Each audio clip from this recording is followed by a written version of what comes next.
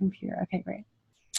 Hello and welcome. This is Christina Caudill with New Paradigm Astrology and Radiant Astrology. And thank you so much for joining me today on this very special solstice, little special blessing that we'll be doing today, just so that we can kind of gather and connect and celebrate the shift of seasons. And I have with me my wonderful and beautiful guest, the astrologer and healer, Ari Moshe Wolfe. Hi, Ari. Hello. And Ari is a colleague, but a friend of mine, and we are both with New Paradigm Astrology. And we want to just really gather and connect today. Oh, and Zoe says, hello, all of you beautiful people. And, you know, today is very special because not only is it the solstice, which is the summer solstice in the Northern Hemisphere, which is the longest day of sunlight as the sun ingresses tropical Cancer. In the Southern Hemisphere, it is the Winter Solstice, the longest night. But this is really this extreme sort of imbalance of light and dark, and a turning point, not only in the seasons, but we can sense it in our lives also. And with that, we also have Neptune stationing retrograde. And, you know, a big planet like Neptune takes some time to turn around and station to move retrograde.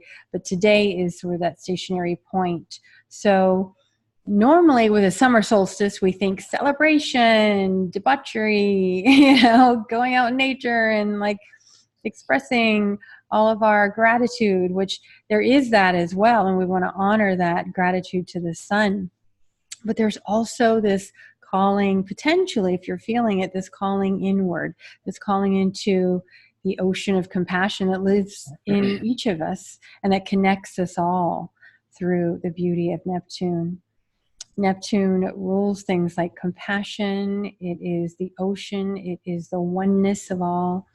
And it is also song.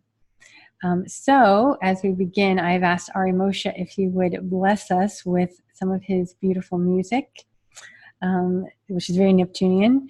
So Ari Moshe, take it away. What do you have for us?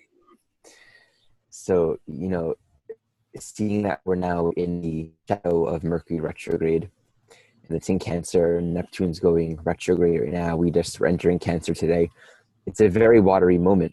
And this is not actually a particular juncture where we're invited to like plow through and force things to happen. One of the teachings of the water archetypes. I'm getting that I'm unstable. Can you hear me well? I can hear you fine. I can't see. Okay. I mean, you're not moving as much, but. Well, I'm not moving? Okay.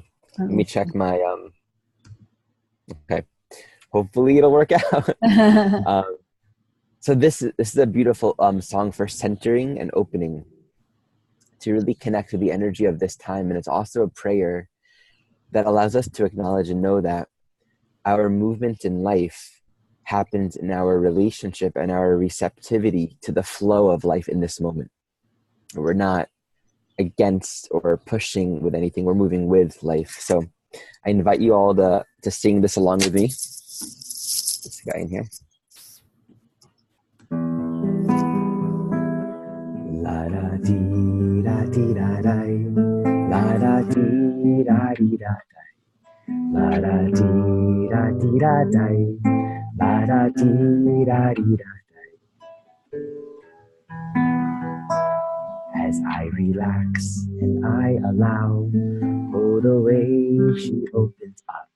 As I relax and I allow, oh the way she opens up for me. La da dee da dee da di, la da dee Da dee da di.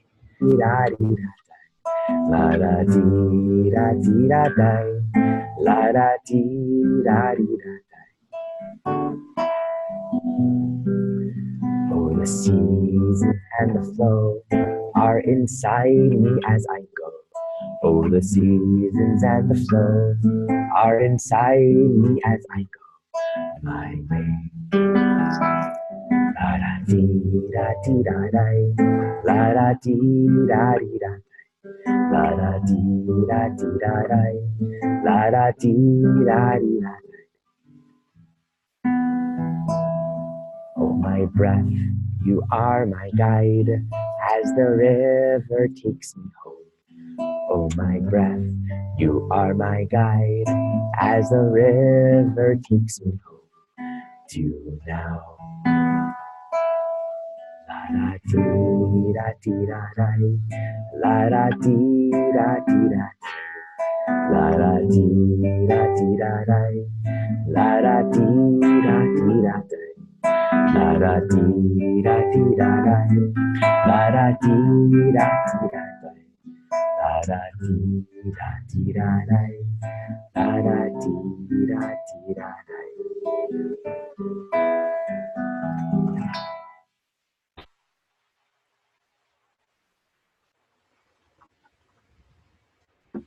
Blessed solstice, everyone. Welcome here.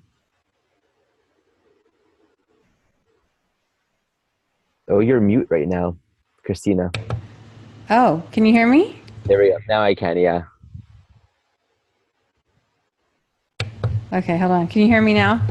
Yeah. Okay. Oh no, Mercury retrograde. I can see you now. We couldn't see you before, but I could hear the Oh, that's music. funny. And it was beautiful. It was good because we could focus on the music. And that la da dee da dee da da has been with me ever since I heard you start, playing that song when you sent it to me a few days ago. And so it's definitely been in my heart and in my mind. And I love what you said about this time being about the emotions, because the sun is coming into Cancer, which we know is a sign of our emotional reality. It is the feminine, it is the mother. So we're illuminating this archetype. And it's also where the North Node is, where there's been a lot of need for evolution around the feminine within all of us. Mm-hmm. And so I'd like to take a moment to just for us to be considering how the feminine has been evolving ever since the North Node entered Cancer, which was last November, I believe. And not only in, women standing up for our rights and voicing our wounds, voicing our sisterhood, but also with the men that have been joining our cause and that have been also voicing that there is a divine feminine with them as well. And I think it was Jeffrey Wolf Green who said, in the patriarchy, all souls are wounded. And we're seeing that even more so now, this real need for the goddess, the divine feminine, to be honored within all of us. And really opening up to more paradigms of what it means for the feminine to be alive, not only in humankind, but in the world and in actually Mother Earth. And there's a reason we call her Mother Earth, because she is the ultimate nurturer for us. And so what are you seeing coming through right now for you, Ari Moshe, with this Cancerian time? I feel that one of the prevalent collective themes right now is, and it's potent, the deeper we go in our collective healing, the deeper we actually begin to explore the places that are the most taboo, the places that hold the most shame, the most fear, anger, discomfort, guilt. And when it comes to the suppression of the feminine, there's a tendency in general for consciousness in the healing process for the extremities to become addressed first. It's like when you're sick, the hair and the feet, like you'll feel cold first, your hair will affect it, your skin, your eyes, your nails. But the condition of the organs, the source, that's often the last thing that we notice. There are always these more external symptoms before we really get to the core. And so when it comes to the suppression of the feminine, of course, one of the first effects that we recognize is our relationship to women, to the earth. And that's, really starting to come on board. It still has a long way to go, but these are all more external in the sense that it is not yet touching base with the core root of the issue. It's something that does, in fact, transcend context or circumstance or gender or sexuality or sexual identity. Something that's fundamental to our inherent existence and really at the core speaks to the truth of who we are. So when we suppress the feminine, the first thing that we start to realize is, okay, how are we relating to how the feminine manifests in the world? So we have, of course, the Me Too, which has been really important. But now there's a growing awareness of how are we, all of us, responding to the awareness of how women and how this earth has been treated? How are we actually internalizing it? And this next level is how there's this deep confusion amongst a lot of people where the problem and the issues are seen as external. It's like, okay, I need to do better to take care of the earth, or I need to do better to respect women. And that's beautiful. And yet, until the true source of the hurt, the true source of the distortion has been seen and recognized for what it is, we can't do enough to help and support and protect the outer reality. So we're moving into a phase right now where it's really time, and especially for men, because I'm speaking in particular in this moment to the blind spots that we've had as a society when it comes to seeing the feminine within all things. It's time for men to start to actually come into a relationship to their own inherent interior feminine self, the delicate, vulnerable aspects within them that need to be cared for, their own emotional bodies. How are they in relationship to that? Because I've noticed something very interesting. Very interesting. You know, in the United States, when all these states banned abortion, there were many women speaking out against it. And I even created a post I made for men to share it on their walls. Like, you know, women are needing us to know, are needing to know that we're here for you, that we care, that we're not into this whole banning of abortions, that we respect you, we respect your right, your sovereign choice, your sovereign bodies. And, you know, a lot of women responded to that thread and said, thank you. Maybe like 2 or 3 men responded, and only a few men shared it. A lot of women shared it. So I'm like, this is really interesting, because I know a lot of men are just super tuned in and sensitive and caring and loving, but it really got me thinking, what's up with this where I don't see a lot of men really speaking up for what's happening in the world and showing up, whereas a lot of women are. And there's almost like this dynamic, and you find this collectively, but also in relationships, where archetypally there's this pattern of women not feeling supported, and archetypally men for feeling maybe overwhelmed, or like, I don't know what to say to you, or I don't know what to act, I don't want you to get angry at me. So there's a split, and we can say it's a split between men and women and this feeling of distrust between men and women, but at the core there's something deep within all of us to reconnect with.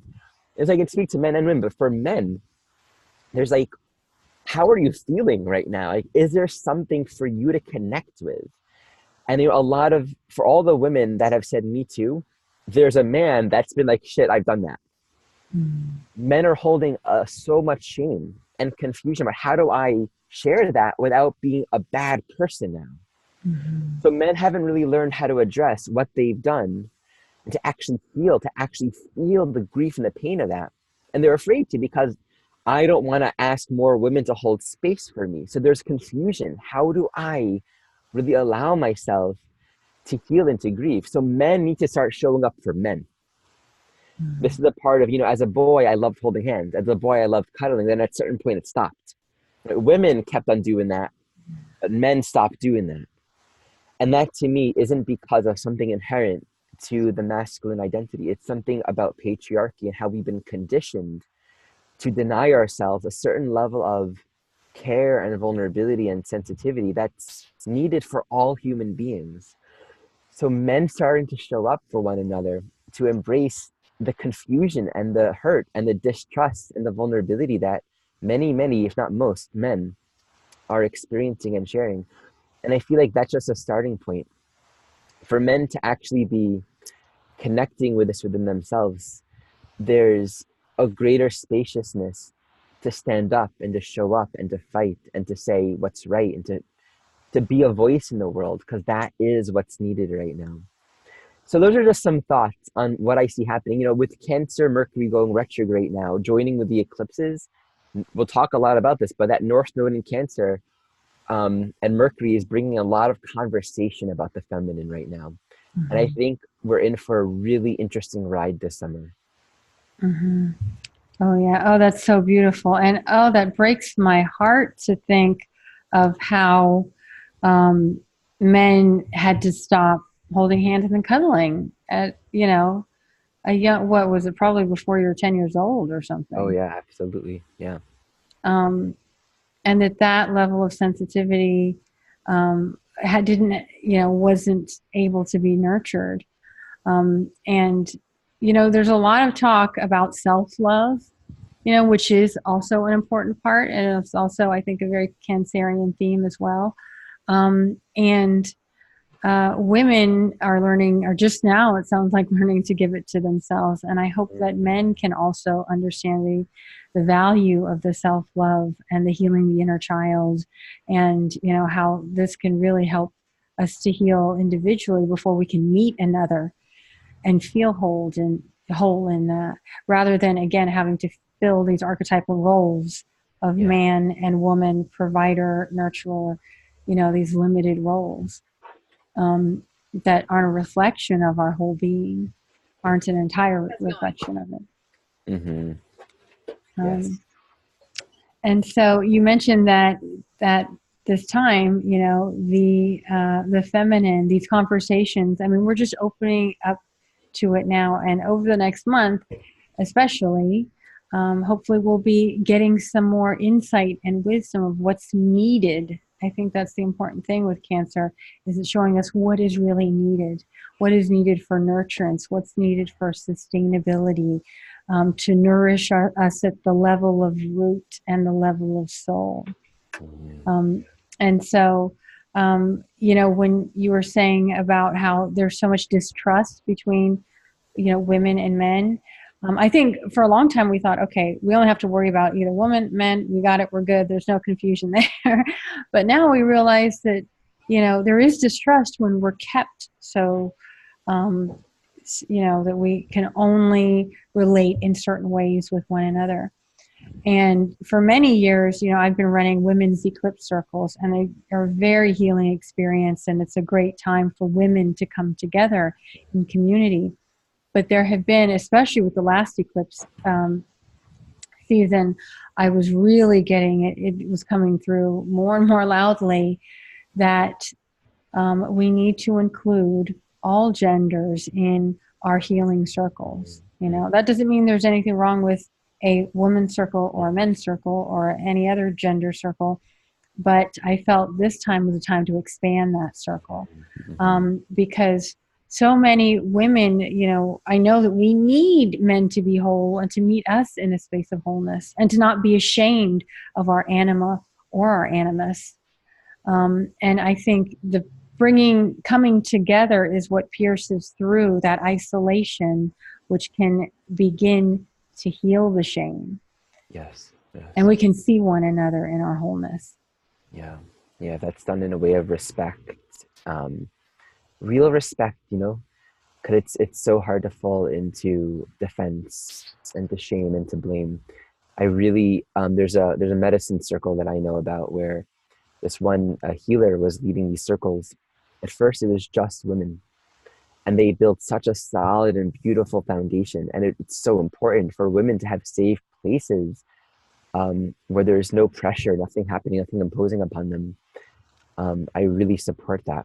And for a while, it was just women. At a certain point, they kind of came to this place of, wow, we feel really solid. Let's open this up to some brothers now. And she still holds, some exclusive women's circles, but then every once in a while she'll hold gatherings where she'll invite men as well. And I love what that reflects, because for women as a society, as a collective, for women to be given the highest priority, for the external feminine as it manifests to be given the highest respect and priority for their empowerment, for their healing. Yes, it's all inside of us, but we are looking at the repression of the feminine. So the external organ is the female expression.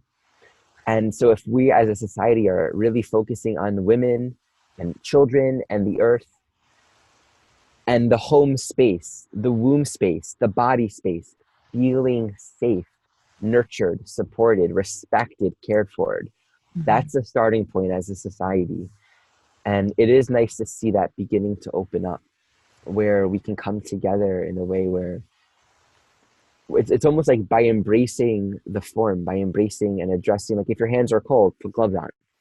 Don't just try to address the core. Like you also have to address the external manifestations of it as well. It's creating more space for us to feel relaxed.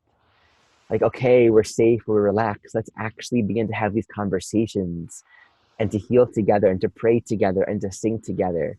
We've been waiting for this for the longest time. And this is, Mhm. something I really pray for, that we continue to see on this planet at this time. It's such a pivotal time in our history. And just being in a community with yourself and Tim Holloran, our other dear friend and astrologer, who both of you seem to be very connected with masculine, feminine, and finding a good integration of those, um, and seeing how sensitive and vulnerable you can be. And to me, I that finally helped me to get to a point where I said I was ready, because Mm, I think, yeah, and even you brought this word consent into our community a lot last year, when we were talking about this Cancer Capricorn archetype, which I see is actually a great balance of both the Capricorn respecting one's boundaries mm. and the Cancer having the care and consideration for another. So to me, consent is like a real beautiful expression of something that's really important. It's like, Mm. just because I'm ready doesn't mean you have to be ready. That's, I think, part of what consent is about. And I think that's something that's so important with women. And that's actually part of the whole, I think, Me Too movement is, Mhm. okay, you think I'm pretty and, you want to touch me, but I didn't give my consent. So it's not, I'm not going to be, say I'm flattered or whatever by being touched or, or given a compliment that to me doesn't feel right to me. And I Wow. think just that concept of being in consent with another is about really respecting the other person in body and spirit. It's so important. And let's bring that to Capricorn Cancer, because that really is so fundamental to that axis. You know, you look at anything in nature that growing, anything that grows in time, that solidifies, a sprout becomes a tree. That's a Capricorn thing. Everything matures. But there's this amazing thing that boundaries are never being crossed. Like when the little, plantling is small, it's covered by a bunch of other big trees and has a lot of shade, and you don't want to like step on it. You got to be very careful and only like be rough with that when it becomes a tree. In our own development, we have an incubation phase as a child, as a baby, and emotionally, psychologically, spiritually, we have to adjust to any particular state of being internally before we can apprehend and relate to the external reality on any level. It's like 7-year-old children don't become professional astrologers, or a couple that just met aren't opening up to the most vulnerable, scary places within them. And when it comes to consent and respecting boundaries, there is a fundamental misunderstanding and disconnect. And this really does manifest in particular in relation between men and women, but it's beyond that. When it really comes to honoring the energy of the moment, right? Is the moment saying yes, right? Does your mind, your body, and your heart say yes? And sometimes women haven't learned because of conditioning and the pressures of society that, okay, maybe my mind wants to say if my body says no, that it's okay to honor that. It's okay to honor that this present moment in its entirety isn't saying yes. I was recently making out with a friend of mine, and there was this energy. There's like a moment of like, things escalating a little bit, and I kind of checked in about something, and she's like, "Yeah, I think that's cool," and I was like, "Yeah, but I'm not sensing that. Like, maybe would it feel I said, would it feel even better if we just relaxed and just kind of see what happens? She's like, yeah, that would feel better. It's like I moved from the intensity and I just like lied next to her to feel what's here.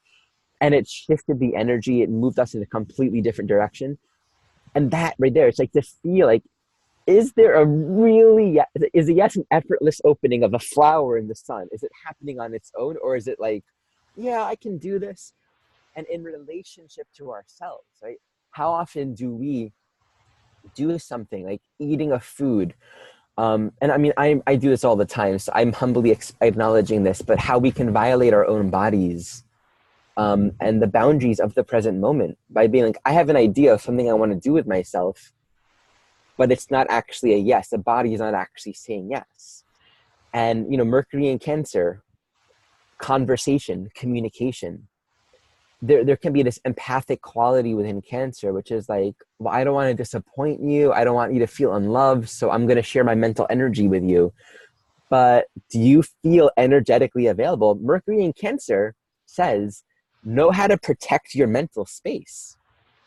If we're not feeling available to share ourselves socially, mentally, it's okay to have that boundary. So these are really important lessons, especially during this eclipse season. It's almost like we can think about our own, and I would love to just think about this more for myself, because this feels really up. How are we in relationship to what's actually yes and open within ourselves right now? And wherever we violate that within ourselves is, of course, where we're not going to really be able to respect that when other people are taking something from us, or where we might want something from others. So this is such an important sensitivity and having compassion for ourselves, because we've all learned to not listen to now in a way. Oh, I love that. And what's coming up for me is even in intimacy, you know, when we look at Venus and Mars and the symbols, you know, Venus looks like a, you know, vagina basically, and Mars looks like, you know, this the arrow going at it and the Venus receives, you know, but Yes. when really, in the example you gave, the moon, you know, if we think of it as a circle and both of us, you know, both the masculine and the feminine have the moon availability of whether they feel this rising of sensuality, or whether it's, you know, it's gone far enough and maybe next time it can go further or something like that, rather than I'm here to attack and I'm here to receive. You know, that there is a wholeness there, that so it benefits both masculine and feminine for us, you know, to totally explore and embody and integrate all that we have together. Because otherwise we've seen, and I think this is the beauty though of being able to see all these wounds that are coming up, is because we've seen how far it's gone. When we can honestly have these honest conversations about, you know, how we've been wounded, we've been betrayed or transgressed, or we've done the wounding because we thought that was our role. Yeah. You know? And again, over this eclipse season, it's going to be a time, if we haven't already been reflecting on it, we'll just continue to see it be perpetuated, or we can decide not to be part of that cycle of perpetuating it. We can be part of a cycle of renewal, of wholeness of the masculine and the feminine. Mm-hmm. Beautiful. And so if anyone has anything they'd like to share, go ahead and share it with us in the chat box. Or you can use the Q&A. Or the Q&A. I did have the people saying that your song was beautiful and emotional, sun and moon, absolutely beautiful, and beautiful melody. Isn't it funny? When you were singing, they couldn't see you, but now we can. Well, you know what I did? I do it again. Since I live in my van, I have two different systems of having Wi-Fi. So I switched from system 1 to system 2 after the song, and this seems to be working better. Yeah. Okay, good. Oh yeah, because we'll definitely want to hear some more of that song. For right now, I would like to ask everyone to maybe check in with their heart, and we'll do just a little brief meditation. And so if it feels right, closing your eyes, putting your hand on your heart, And just breathing into that heart space. And just seeing that heart chakra gently opening like a flower. And just allowing it to open gently at its own pace. Asking the heart to open to the nourishment of the sun. And that the sun, the source of our vitality, is waiting and willing to fill that heart space with solar nourishment. And may the heart be able to receive pure love and nourishment from the sun. And that in this pivotal moment of the season, may we allow the solar light to infuse every cell in our body, coming in through the heart and spreading to every part of our body, all of our extremities, every eyelash, every follicle of hair, every cellular little piece of our being, even including our soul nature, even including the surrounding soul that is our being. May every little ounce of our being be fueled by the solar light. And in doing so, may we surrender in great gratitude to the sun. And just feeling that gratitude of the life force that is constantly nourishing life on earth, nourishing Mother Earth, allowing us to have strong roots into our home of the earth. And just feeling deep gratitude for the sun and feeling its immense power on our bodies, our home of the earth, and on our spirits. And let's just sense being 100% resourced on all levels and dimensions by this great gift of the solar light. And when you feel complete, you can slowly open your eyes and join us here. Let's see. And we do, yes, we have a lot of people saying that they really enjoy your music and that beautiful meditation.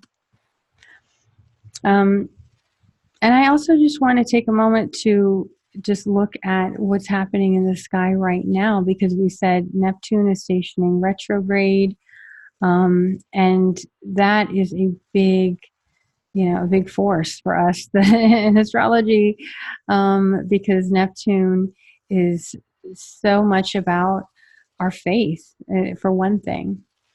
And I feel Neptune retrograde can help us to find faith in humanity again where we've lost it. And Neptune stations can help us to actually gain clarity. I mean, even though Neptune can be about confusion, it can also bring great clarity. I think when we're running up against confusion, then there's something that we're not awakening to, something that we need clarity through. And through Neptune, to me, Neptune clarity can come through like it's like a waterfall, it can just sort of wash over you. Mm-hmm. And if we've had a moment of losing faith in something or someone or in ourselves, I think one potential of a Neptune stationing retrograde is turning inward to find the faith within ourselves, because, faith outside of ourselves, it can't, we can replace it with something else, with another thing, to try to anchor into. But really the only real source has to come from within us. And anything outside of ourselves is just kind of a mirror to reflect that which is in us. And we recognize it outside of ourselves. And we're meant to actually understand that inspiration comes from within us. We have that well of inspiration in our soul and through our dreams through our intuition.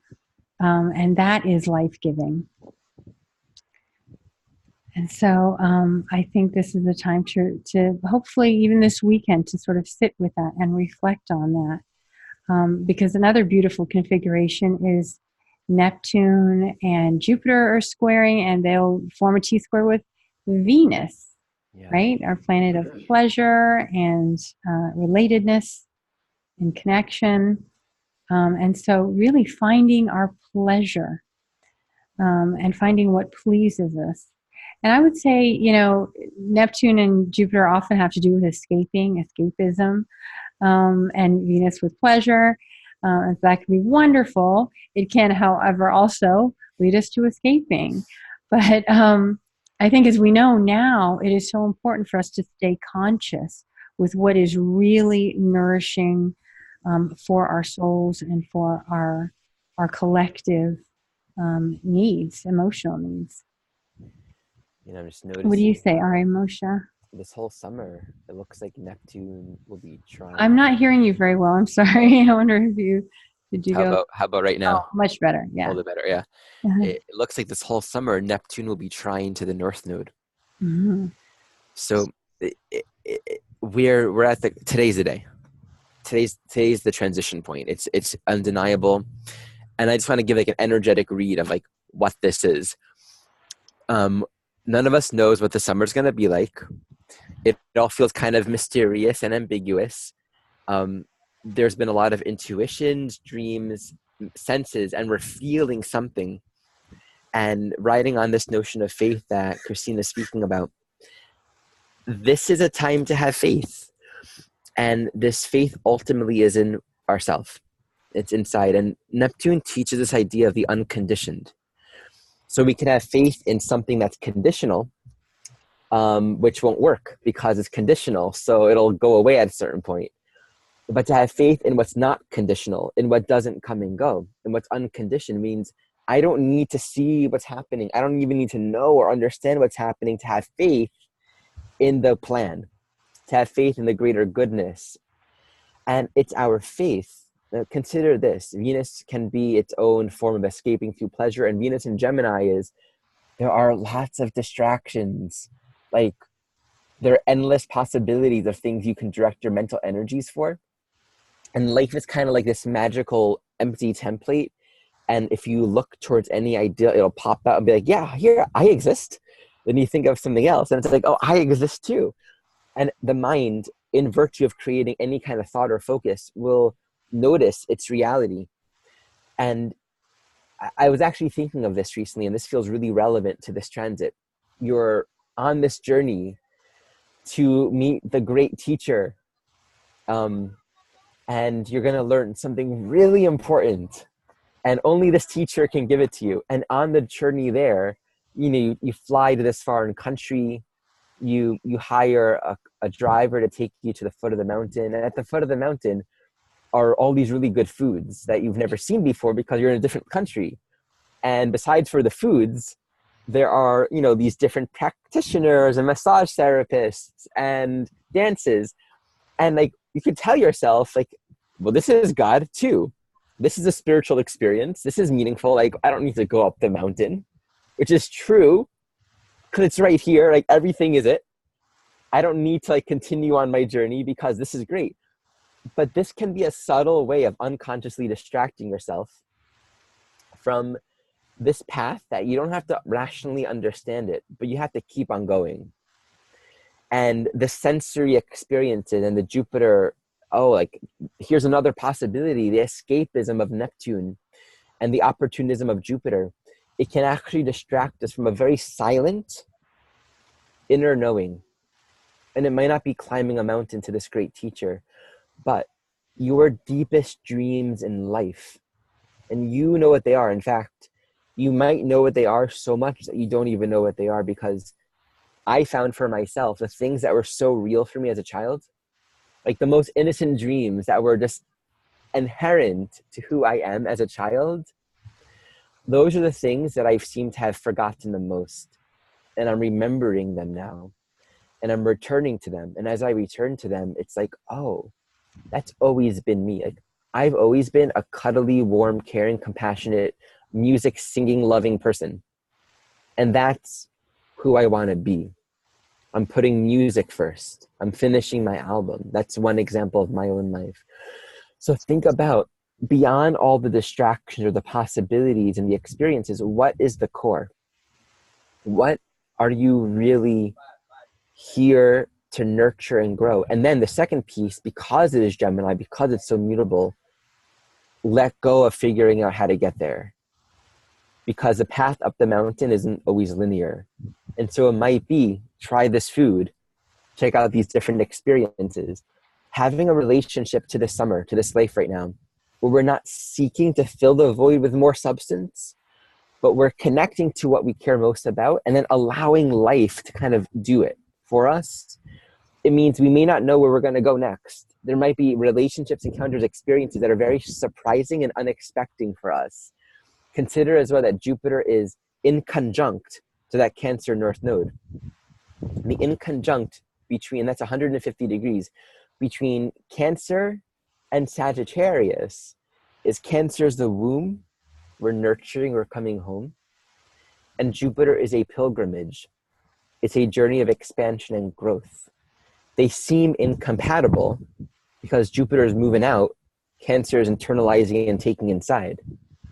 So there's something very rich and intimate that can unveil itself for us, that actually meets our deepest needs, that brings more closeness, more healing, if we allow ourselves to follow our intuition and to, again, discern the difference between seeking and chasing ideas and opportunities versus connecting with our heart, connecting with our prayer, our deepest yearning, then living in this present moment. That's where the journey will lead us. That is really beautiful. And yes, I feel and I'm really feeling that now, this Cancerian need to be in belonging with community, to be seen and cared for, and to be in spaces where you can still feel like you're in a womb, but there's also this calling and even a responsibility to find wisdom, right? Because that's what the world has been lacking for so long, it seems like, is true wisdom. Distraction is so easy. There's so much to distract us. And in some ways that's why we're kind of in this karmic conundrum right now, right? Because we've just been giving in to the pleasure and the distraction. And even things like spiritual insight and wisdom have been yet another way. They can be another way to distract yourself or to consume, rather than, like you said, is this really nurturing me? Is this something I can take within me that nourishes me and can actually continue to nourish my journey forward and nourish others? And so that, and there is a sense of, being when the baby is ready to be born and is ready to get out from, receiving nourishment, and it's time to go out on the great adventure, and to continue to expand it. And so I definitely wanted to also invite everyone to consider joining us for the Enlightened Eclipse journey, because we will be going on a journey, one of both spiritual insight and of self knowledge and of awakening, as well as being in a community of nurturance and support and belonging, right? Because during eclipse season, that can really feel very disorienting. And I find that is one of those times where the rubber meets the road. All that you have been learning and exploring, those of you who are constantly, trying to nourish your mind and your spirit with all kinds of wisdom and working on the self, working on the shadow, all of that sort of is tested during eclipse period, because, it's no longer about theory. It's about how are you living your life. And, I was just saying to someone before this call that I hear a lot of times astrologers say that during eclipses, don't make any major decisions, don't change your life or whatever. But the thing is I say, just be conscious that a lot of times the decisions we make can have far-reaching consequences. They can put us on a completely different path. And part of the actual beauty and the purpose of eclipses is that they can give us possibilities. Like, they open up doors to possibilities, and fate comes in, and we can feel the hand of fate. We can sense our destiny shifting, and yeah, actually our lives can completely change in some ways, and we can also have a huge awakening where we're looking at ourselves and everything that's happening to us. Last time was especially freaky for me because it seemed like there were mirrors everywhere. How I was treating someone immediately came back to me, how I was being treated, and vice versa. And it can kind of really give you a little bit of a whirlwind in the mind. But to have a community where you can reflect, and where you can process, and where you can share, and where you can also then receive, I think this is my intention for creating a container that we can invite our community in to really gather, to not only just look at, what are the symbols of eclipses and the planets meaning, but actually how are they showing up in our lives, because they are meant to show you something very significant about your destiny and your role in it. That's what I believe. Yeah, and I want to thank you for initiating this eclipse program. This is something that you've been doing for a while with your own group, so I'm really excited now that I get to be a part of this with Timothy and with Soul as well. So we're collaborating to create this container, this ceremony space, where the underlying intention is supporting and nurturing a space for us to consciously be in relationship to the cycles right now. And I think in our own lives, there's this beautiful teaching from Lao Tzu, from Tao Te Ching, which is like, when the Tao is lost, there is ritual. When ritual is lost, there are rules. And in a way, like, we've lived in a world where there are a lot of rules, conditioned, internalized, like, I should be this, I have to be that.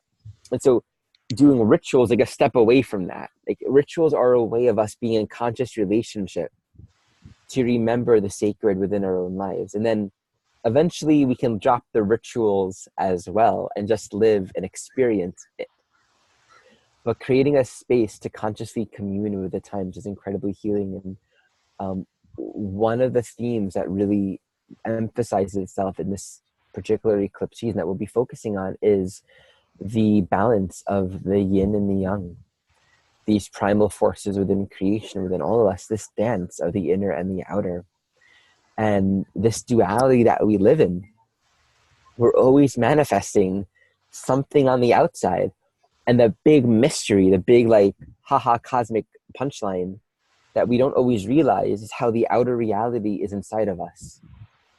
And by becoming a disciple of the inside, we can begin to respect and really let go of the defense, let go of the fear, let go of the struggle with the outside.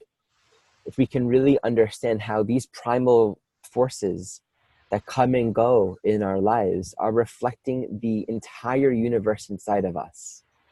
So we'll be having a lot of meditation, a lot of time for reflection, and just doing some inner work to clarify the inner universe and live as consciously as we can during this particular and very healing time in our lives.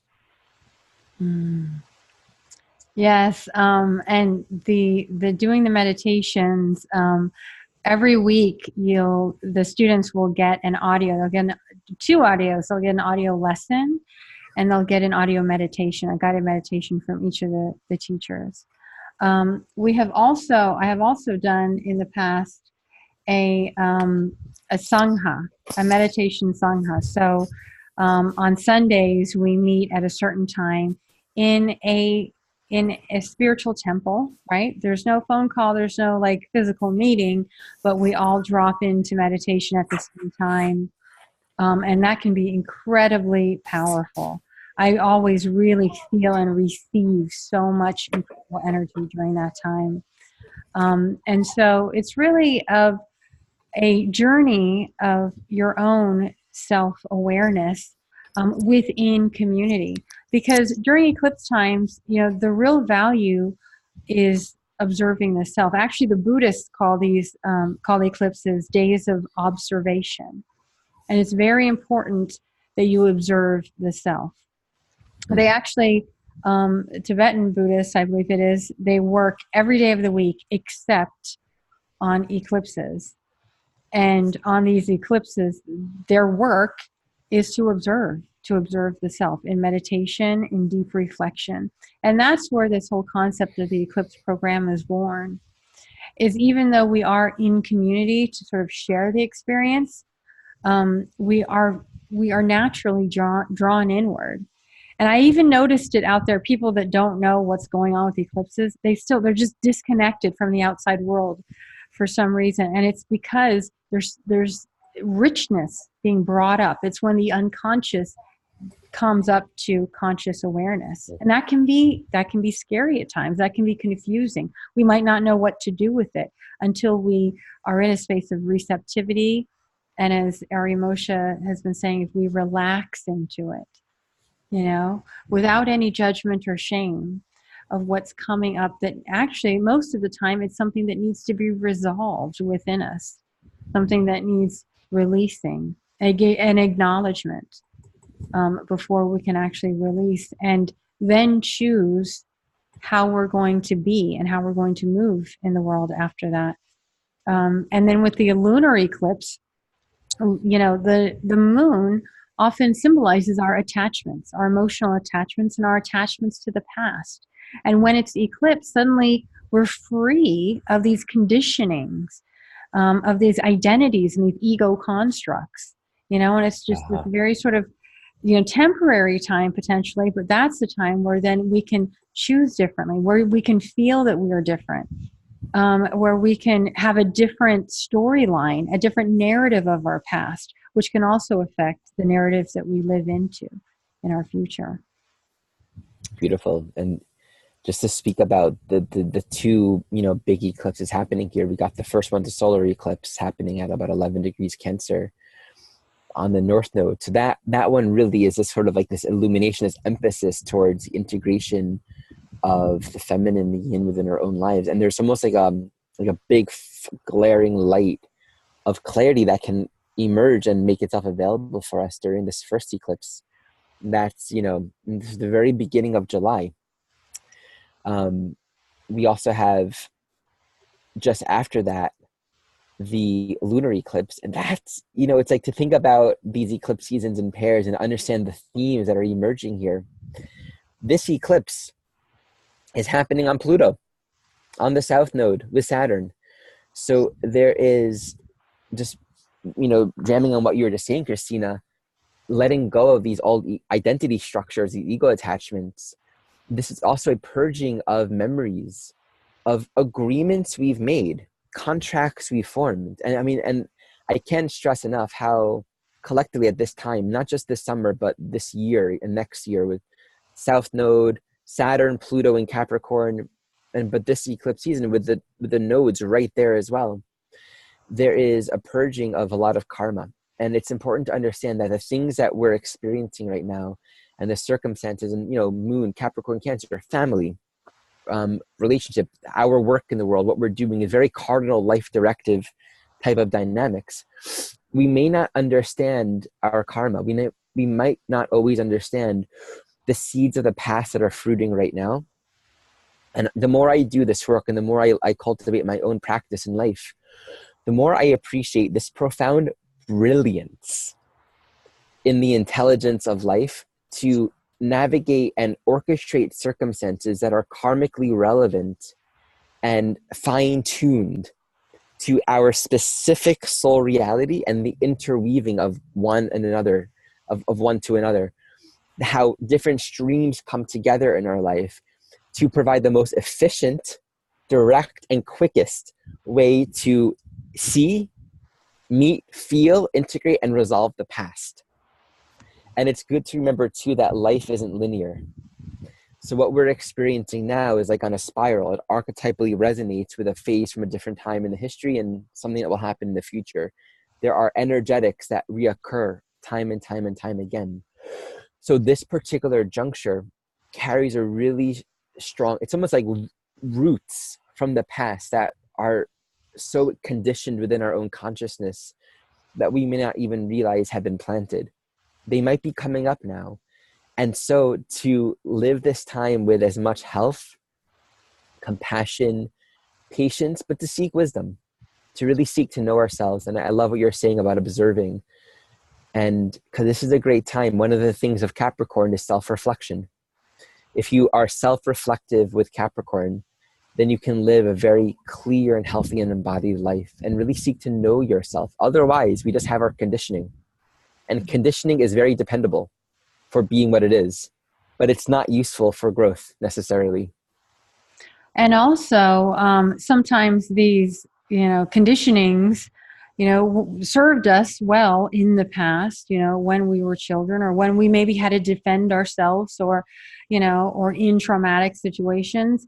And then, they actually may be harmful to us later in life. So this is the time to be looking at all of how we've been conditioned and how we've responded to our environment, and ask ourselves, is this the way I want to live my life now? Is this a response or a way of being that is really helpful and authentic to who I am now? I also, I feel very strongly too that, every archetype has obviously its light and its shadow. I've heard so many people calling Capricorn the patriarchy, which I actually really feel that Capricorn archetypally is more neutral than that. I think we're seeing the patriarchy come up so much because of Pluto and Saturn in Capricorn, and Pluto is that, that intense power that can be distorted, and then Saturn also ruling Capricorn, is sort of this karmic reckoning that we're seeing as the two come to meet. So as you said, the beauty of Capricorn, we're looking at balancing yin and yang for our program. But Capricorn and Cancer, they're actually both considered yin signs. And we tend to think of anything that's, authority or giving structure to our world as, masculine or yang. But in fact, in order to fully integrate Capricorn is to understand that it is self-reflective. And that actually brings it back to integrating the yin within both of these archetypes, actually. Is to understand the power of the yin. The yin has great power, just as the yang does. They're just in a different mode.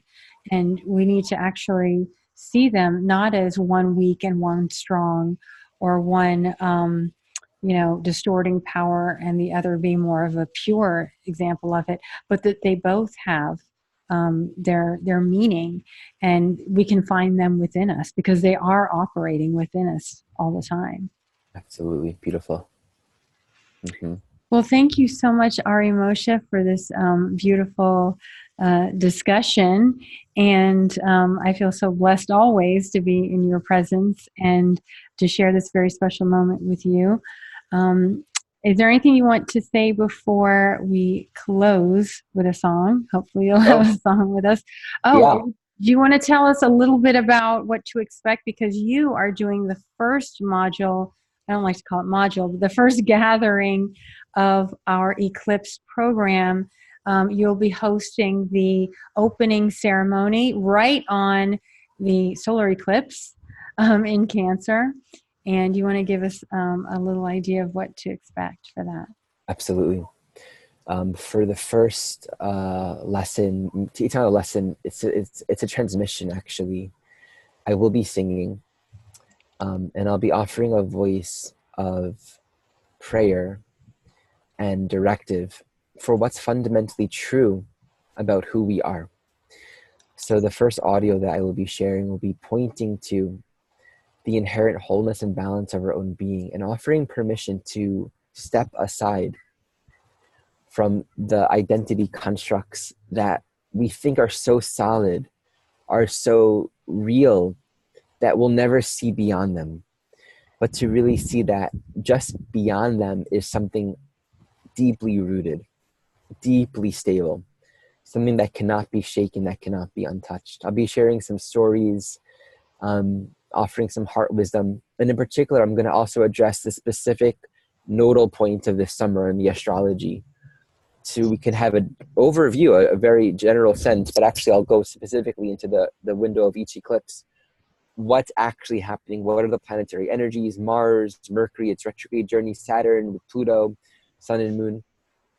And I'll be bringing in a little bit as well, Pallas, Athena, and Lilith, which are in Libra, squaring these nodal points. So there's a lot of astrological activity, but the root of the first week is really going to be to point us to something that's fundamentally rooted within our own self, because we can have all the knowledge in the world, but if we don't internalize it to really understand on a deeper level, who am I, what's actually going on here, then we'll play out the same story. And this is a great season to really cultivate a higher awareness, a deeper awareness of our own soul directive. Why are we here? What's really going on? So I hope it'll be a very nurturing and insightful, but like a loving and just supportive kind of week for everyone who wishes to join, to really open up the 4-week healing container that we'll be sharing with each other. Thank you, Ari Moshe. And so I invite everyone who's interested to check out our website. You can get there at bit.ly/Enlightened Eclipse. I'll have the link in the comment section. And it's really affordable. It is a 4-week gathering with weekly gatherings on the eclipses. And it's only like $150, which is, I think, amazing. And we really want everyone who's called to join us. Again, all genders, everyone is welcome. All levels of astrology are welcome.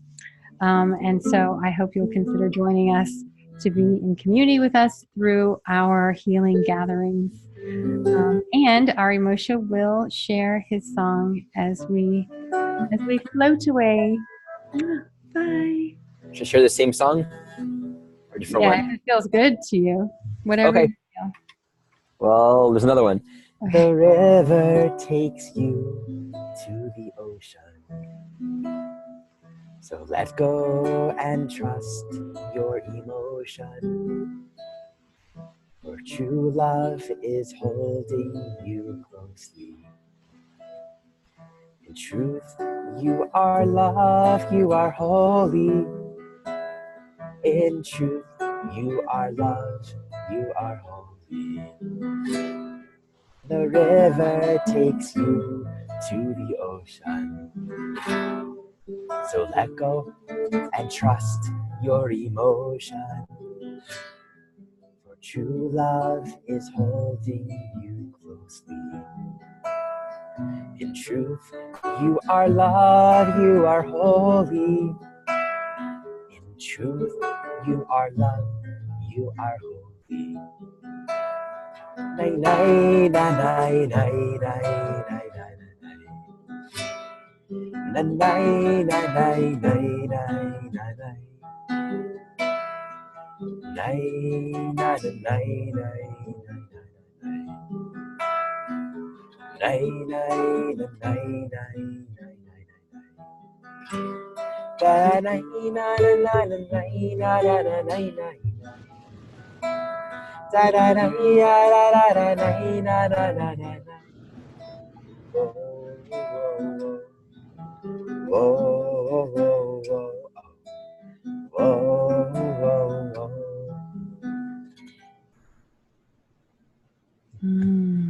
Thank you so much, Ari Moshe. So that goes straight to my heart.